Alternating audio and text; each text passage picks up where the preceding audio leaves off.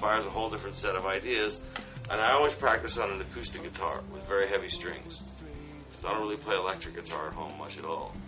I find that if you can play it very clean and together on an acoustic guitar, when you get an electric guitar, then it's going to be spot on. Sit there and play scales or anything like that. Generally, you try to warm up and you get the technique, like that. But that's just wanking off.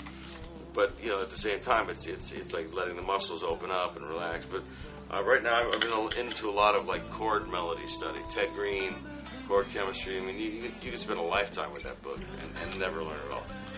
There's 1,000 ways to play an A chord. If people tell you that rock and roll is only 3 chords, that's a bunch of bullshit, man.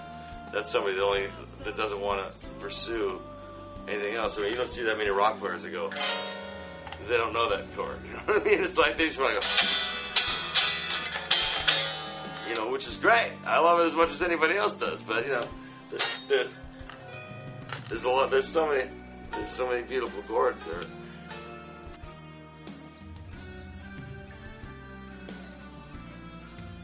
99% of the record is Music Man Lukather. On one tune, Tell Me What You Want From Me, I have this Vox teardrop guitar that has the fuzz tone and all this shit built in. It's a vintage guitar. It had this really weird fuzz sound on it, so I did some of that stuff on that. But I gotta say, the Music Man guitar is the finest instrument I've ever owned. I mean, these are basically custom guitars that are manufactured in America by my best friend Sterling Ball. That's his company. Ernie Ball was his father, and his sons are all part of the company. But they made the guy that made the luthier that makes guitars, Dudley Gimple. I mean, he's been making my guitars prior to my even coming to Music Man.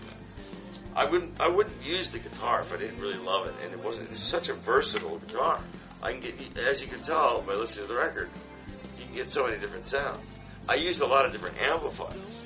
I used all vintage amplifiers. Like I said, I used these little teeny, weird, little Gibson amp, Supro amp, Magnetone, Vox AC30, Marshall. I actually used my son's Marshall, which is, you just happen to have a really good one. John Suhr made this brand new little teeny weird little head amp, and I checked that out. Yeah, I found that to be really interesting. I used Bob Bradshaw's stuff, VHT stuff. I tried a lot of different. Then we went out, we got a bunch of stomp boxes, and we tried some different stuff. I didn't use any of my normal live rack stuff at all. All the effects were done at the mixing desk.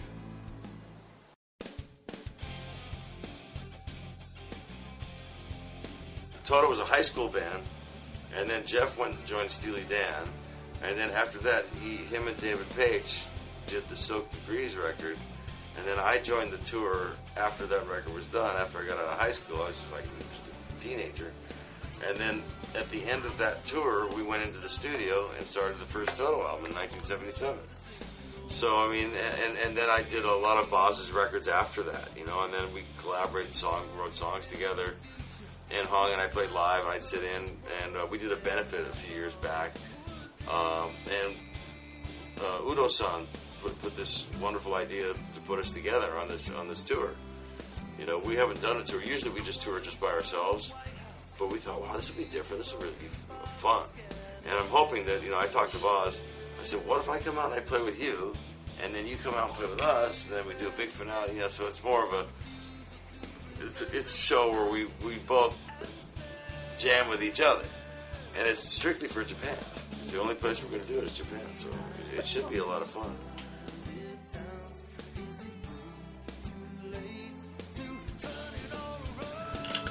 I would say advice. I mean, a lot of times people think you have to practice for 10 hours a day, so if you're learning to do that, you can hurt yourself that way. You need to. My teachers, when I was young, and the way I feel, it's good to practice and practice hard, but practice for a half hour. And if ever your arm starts to hurt, stop. And shake it off. Take a break. Go make a coffee. Walk around the house. Have lunch or something like that. And really, it's most important to relax. If you tense up like this, like this, you're gonna sound like you play like that, and you're gonna hurt your muscles. Basically, if you want to develop technique, start slow. I mean, Satriani was like a great teacher, and he's also a great friend. But his whole thing when he was teaching students is like, play it real slow, learn it slow, and then gradually build it up so when it gets fast, it's clean. Because a lot of cats go, it's like, maybe you can impress your friends for a second, but it's bullshit. It doesn't mean anything. Play music. Don't worry about being so flashy. Play music, whatever kind of music it is.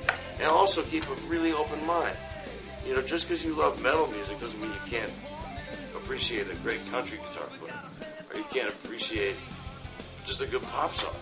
Keep an open mind. You'll learn a lot, and you'll become a better player. Even if you are a diehard metal guy, you'll learn something from listening to something else, And good music is good music, and great musicians are great musicians, no matter what style it is.